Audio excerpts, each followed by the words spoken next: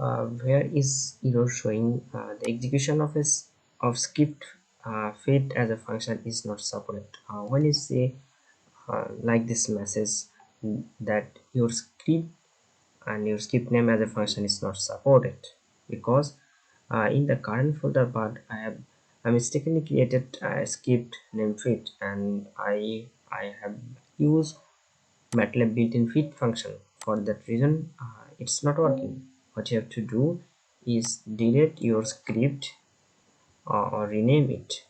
Okay, I am deleting this fit script, or you can rename it.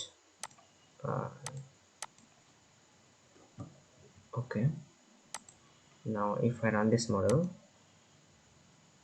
now it's working. So that's how you can solve your problem.